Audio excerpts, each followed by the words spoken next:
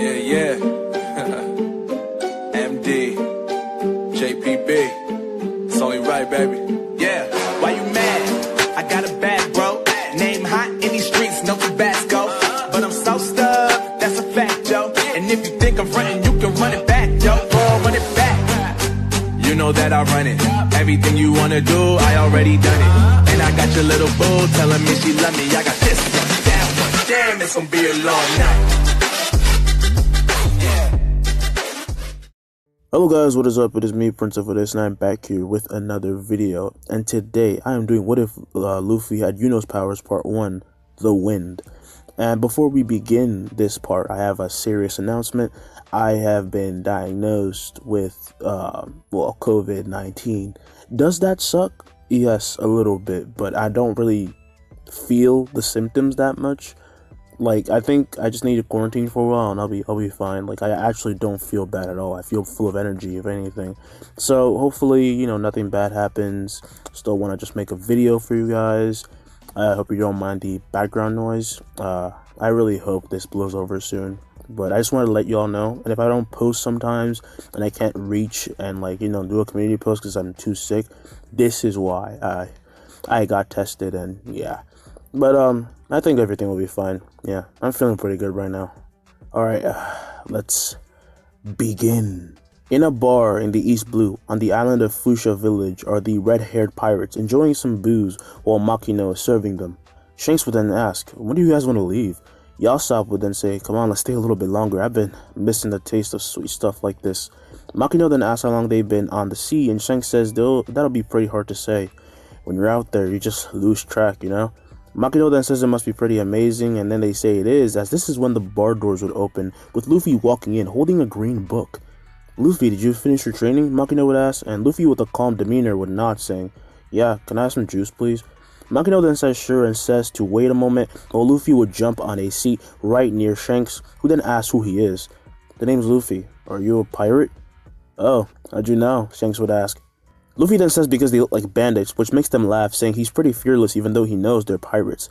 Makino then walks over giving Luffy his juice, and she says Luffy is a very calm kid. And he's pretty strong for his age. Really? Shanks would say. What kind of stuff can you do, kid? Luffy then extends his hand out and a sort of wind starts to swirl in the air before it then solidifies into the form of an eagle in Luffy's hand, leaving the pirates impressed. Damn, kid, did you eat a devil fruit? Shanks would ask. Luffy then shakes his head saying he was born like this, and the eagle would then disperse just as bandits would actually walk in and enter the bar, kicking the door out of the way. The leader of the bandits looks around, seeing Shanks' men before then asking for some booze. Oh, sorry, we're out, Makino would say, as Higuma, the leader, then says, is that so? He sounds angered, and Shanks with a laugh would then say, oh yeah, sorry man, that was us. Higuma, hearing this, then comes over and takes Shanks' bottle before then spilling it on his head while laughing. But Shanks does nothing, even though the bandits laugh at them, saying pirates are just lame because they can tell they're pirates by their way of acting. Then how are you guys any better? Don't butt into this, kid, Higuma would say, as Luffy then points to him and says, get out. Instantly, Higuma is blasted by a gust of wind, and the same goes for subordinates as they are sent flying out of the bar, and when they get up, Luffy will then step out and snap his fingers, creating 10 wind blades behind him. Leave. The bandits sense something weird about this kid and are inexplainably scared. Obviously they are, they're surrounded by freaking wind blades, and they run away saying this wasn't over. Out then steps Shanks, who sees this, and he felt that Luffy had used the power of the Conqueror. At such a young age, he would think. Luffy then makes the blades disappear and turns to see Makino, who runs out from behind Shanks, and she asks if he's okay, and Luffy would say, yeah, sorry, I just didn't want them to ruin where you work. Don't worry about it. But good job chasing away the bad guys.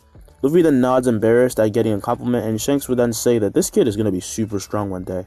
After this, Shanks visits the bar one more time, and the bandits don't come back ever.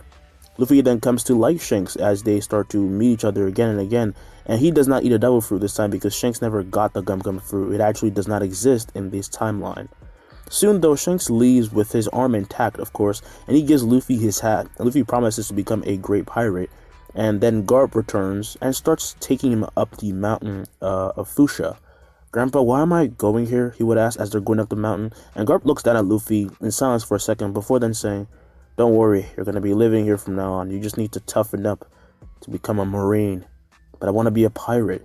Garp then hits him on the head for this, and Luffy kind of cries a bit and he's kind of annoyed as he then says he won't change his mind. Annoying ass kids, Garp would say.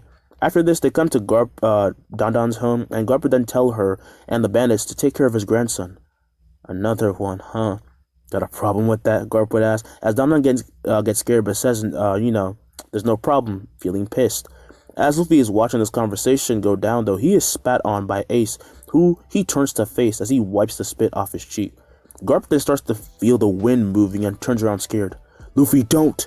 He would yell, as Ace is then blasted by a wave of wind, and he is sent flying into the forest, slamming into tree after tree by a pissed Luffy, who then says, don't do that again, got it? One of Don Don's bandits would then say, wow, is he one of them? Don't tell me you let him eat a devil fruit, Don Don would ask, as Garp doesn't answer though, and he goes into the forest and brings out a knocked out Ace, and tells Luffy that he will be living with Ace from now on. He's gonna be like your big brother, go easy on him, okay? Luffy, hearing this while mad, keeps a calm face and thinks, what a nuisance. So Garp eventually leaves, and Luffy is left with the bandits, and when Ace wakes up, he barely remembers what happens, but knows that Luffy got him somehow. Sitting at the table of the bandits, Luffy then sees he has no food on his plate, and asks why that is. Don Don is a bit afraid of this kid, and is cautious, but says that he will have to get his own food if he wants any, and he has to do chores as well. Hearing this, Luffy then stands up and leaves with his book in hand, not saying a word. That guy's suspicious, Ace would think. He would then follow after Luffy and open the door to see that he is already gone and out of sight, and it only makes him more suspiciously cautious of him. Don Don then says if he has to go, he can just bring back more meat, and he leaves. So Luffy would soon find some animals, giant ones, and beats them all up with ease, but this time he uses his book, which is a grimoire. This book formed when Luffy was 5, and he's had it since, and he's never left it from his side. It's just always with him.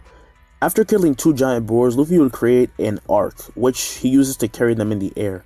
That should be enough, he would say, as he then starts moving while mowing down trees on his way with wind blades. And as he's mowing down the trees, he is being watched by Ace, who is shocked to see his powers. So he did use a devil fruit? As he whispers this, Luffy would stop and look around with his eyes shining, glowing kind of red as he senses Ace, but he ignores him and just walks and brings home an awesome feast. At dinner, everyone eats well, and things go at the basic routine for a week until Luffy gets suspicious of Ace as well. So one day he follows him when he leaves early in the morning. Using wind to cushion his steps, he follows him without being noticed and without making a sound. And this is how he finds Great Terminal, as when Ace and Sabo are talking, Ace feels a strange change in the wind and gets on guard as Luffy then flies in and lands in front of them. Who is this guy? Sabo would ask, as Ace would then say, never mind that, he's dangerous. Sabo then gets on guard, saying that this must be the guy that he was talking about, and he nods as Luffy goes to say something, but a shadow would loom over him as Porky and his men would approach. Shit, we were too distracted, Ace would think, as Porky would then say, we finally found you brats. Luffy can clearly see Ace and Sabo aren't friends with these people, and he asks, want me to get rid of them? What did this kid just say? One of Porky men would say. And Porky then looks at Luffy, and with a smile, he says he must have gone crazy and tries to kick him, but as he does, his leg is then cut off to the shock of everyone. As Porky then falls to his back in pain, holding his bleeding stump, and Ace would then say that if he can, kill them all. Luffy then turns to Porky and his men, and he waves as they are then split apart from top to bottom horizontally, with Ace and Sabo being shocked as they're just dead now. We never stood a chance. What do you want now? Sabo would ask. Luffy then says, can I join you? Huh? The two would say, as Luffy would then ask, I can't. Why would you want to? Sabo would ask. And Luffy embarrassedly would then cover his face, saying he wanted to make some friends, which makes the whole moment awkward because it's like his personality did a whole 180, so it's kind of weird. Fine, you can stay, but only because I want to keep my eye on you, Ace would say. As Luffy then says that's fine, he's completely fine with that, so he starts hanging out with them. Now compared to Ace and Sabo, Luffy doesn't like stealing, believing it to be unneeded since he's so strong that he can always get his own food, but when needed, he would help the two escape certain situations and then makes them trust him even more, but they wish he was more outgoing and less quiet. But as they spend more and more time together, they just become closer and they understand Luffy more and he understands them more. But his powers are something that the others consider a mystery still. One day, though, Luffy is heading through town, just going to Makino, when he is surrounded by some pirates. Oh, they cleared out the street, Luffy would say, as one of the pirates would then ask, hey kid, come with us. Luffy, hearing this, then says no, as a small tornado starts to form around him, before then pushing away the pirates, sending him flying into buildings and stands. I wonder if they're in trouble, he would say. As back at Great Terminal, Ace is being held down after being beaten by Blue Jam's men, who are here with Blue Jam himself and Outlook, Sabo's father. Get off me, Ace would yell. Sabo, wait, I can still help you. Sabo, however, plans to sacrifice himself and go home with his father, who has been looking for him, and Outlook would say, hurry up, I can't stand these bugs. He would be trying to swat away these annoying flies that kept coming at him, and Sabo then looks at Blue Jam saying, one day I'm gonna kill you myself. Cheeky little kid, huh? Blue Jam would say as he would laugh, and this is when they hear, get away from him. Blue Jam and everyone is then blown away by a wind strike as Luffy lands and he kills the man holding down Ace with a slash to his neck, and Luffy would then say, sorry I'm late. As Blue Jam and everyone get up, they would then see Luffy with his floating book at his side, and Outlook would then say, kill that kid. Don't give me orders, Blue Jam would say. Hey kid, why don't you? He's then interrupted as blood bursts out from his neck and his head would fall off.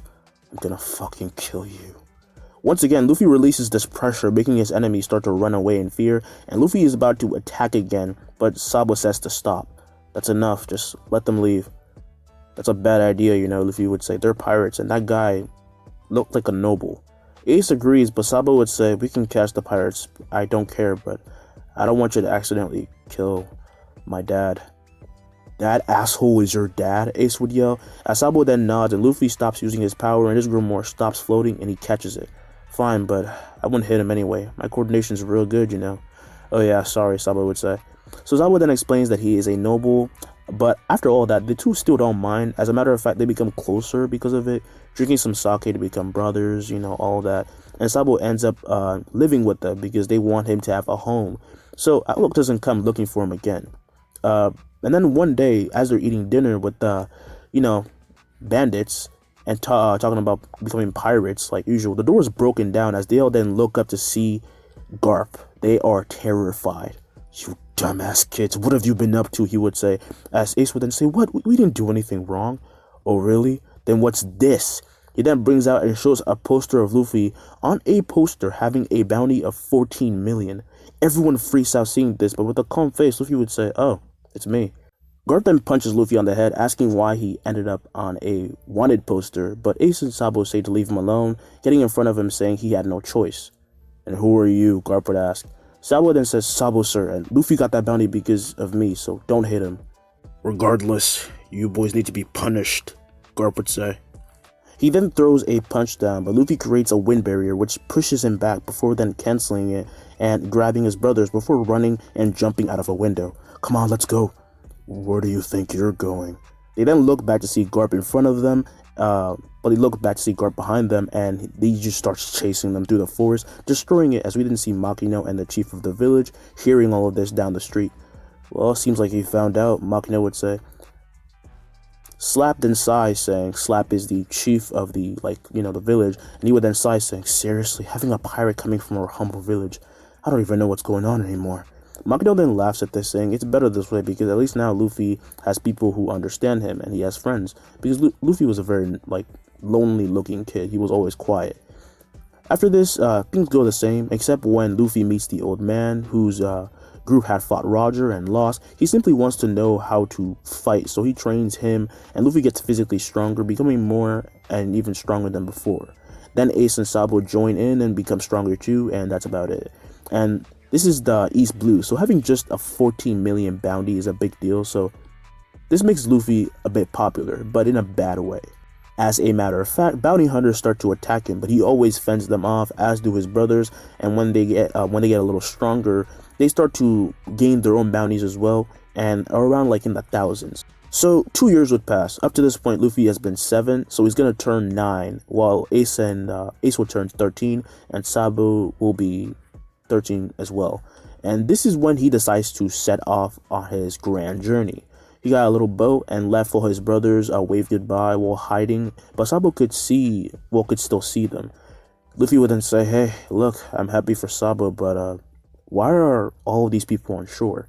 Ace shrugs his shoulder just as this is when a giant ship of a celestial pulls up by Sabo's little boat. The worried villagers would then tell him to move out of the way, and he starts to, but then everyone hears a gunfire as Sabo's boat is blown up by an angered celestial.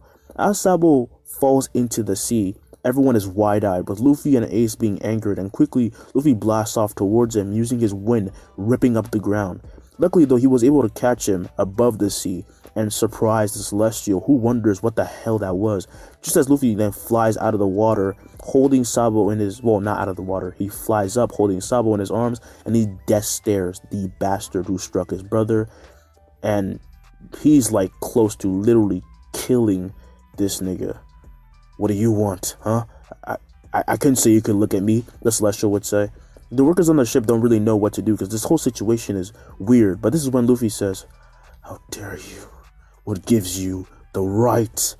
Sabo then wakes up and tells Luffy to stop it before he's then shot at by the Celestial, and the bullet hits the cheek of Luffy, scratching it and making it bleed, and this only makes Luffy fully release his Conqueror spirit, making the Celestial scared as he drops his weapon, saying, "Dad never told me this would happen."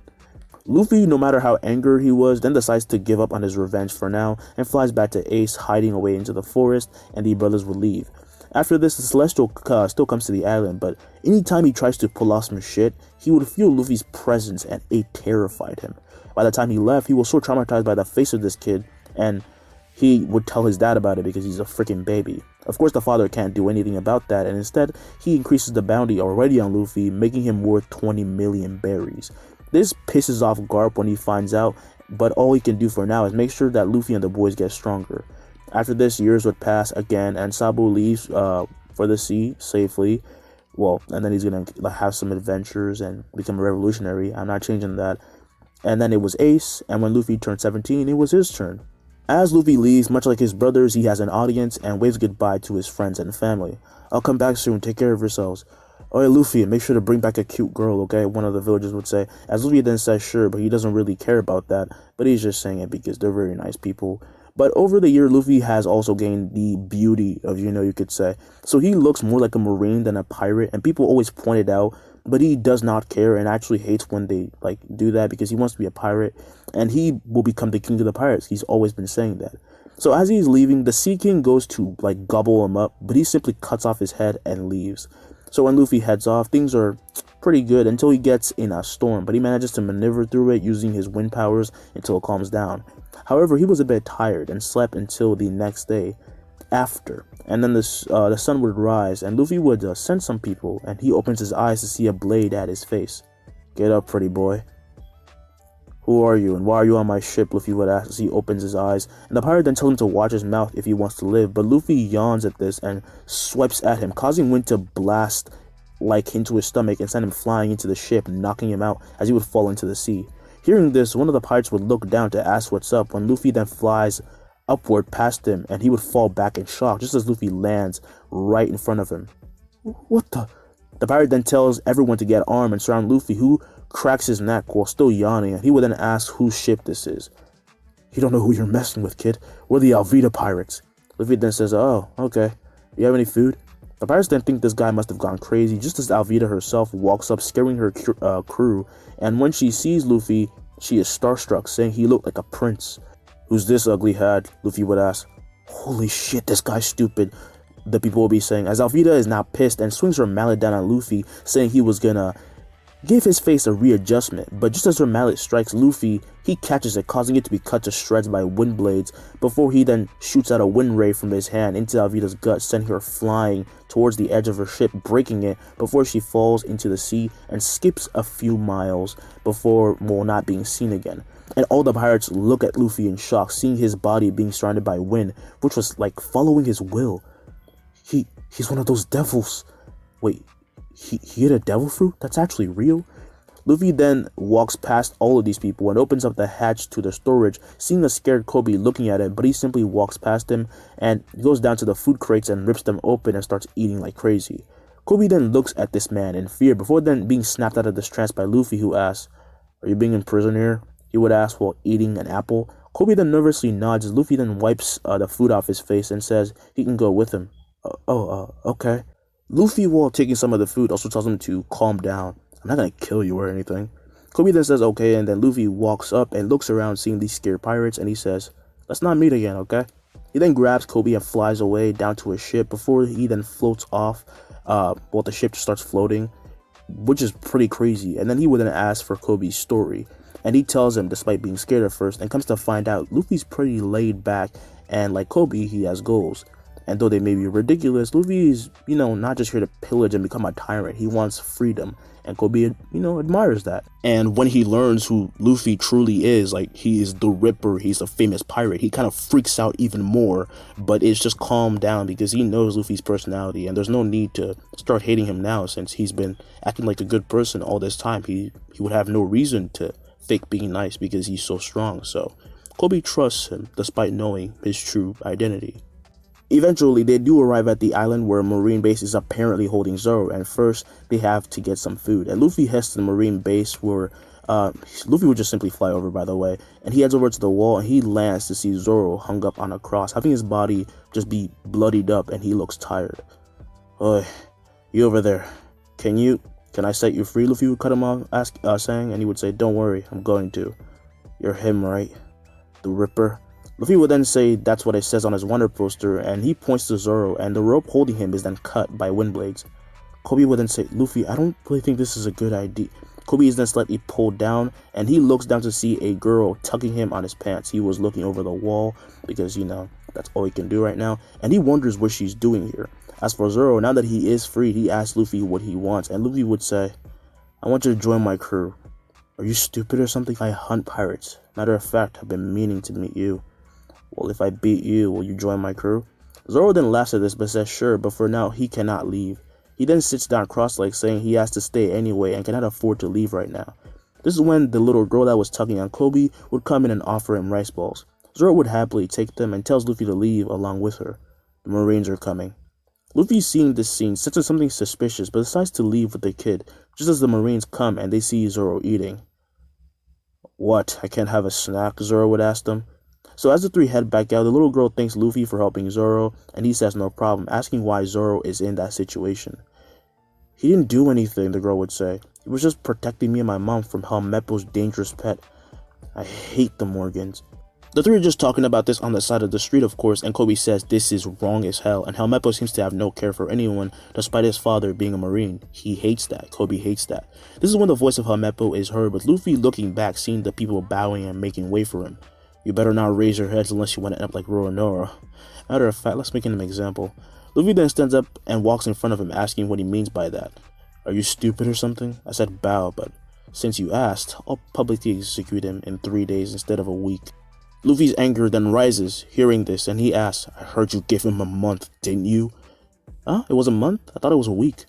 "Yeah, well, deal with it. Can you get rid of this guy? He's really pissing me off," he would ask one of the Marines guarding him. As Helmeppo says this, Luffy grabs him by the collar and punches him so hard that he knocks out a tooth and craters his face into the ground. The little girl then yells for him to stop, but Kobe says it's okay. Luffy's strong. As the Marine bodyguards of Helmeppo attack Luffy, he knocks them both out with kicks, like with one hit. He just hits them out with one hit. And the villagers are amazed to see Luffy in action, with the little girl saying that he looks really cool. And Luffy, after doing this, then flies away into the air, pushing back people with wind as they look on in amazement. Luffy then finally arrives back at the base and sees Zoro having been, tied on the cross again. And he tells him that Helmeppo plans to execute him in 3 days instead. "Now will you join my crew?" "I don't want to. Find someone else." "Well, too bad," Luffy would say. "Don't go deciding that for yourself, you selfish bastard." Luffy then looks around with Zoro asking what he's doing, and he's really getting annoyed. And Luffy says he's listening for something. And this is when he gets what he's looking for, and he blasts off into the air, heading to the top of the Marine base.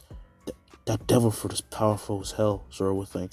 Now, as Luffy flies up and arrives at the top, he sees Marines pulling up a statue of Axe-Hand Morgan, and when Morgan sees this flying kid, he says, "What the hell? He's flying!" Luffy then lands and points to Morgan, asking where Zoro's swords are.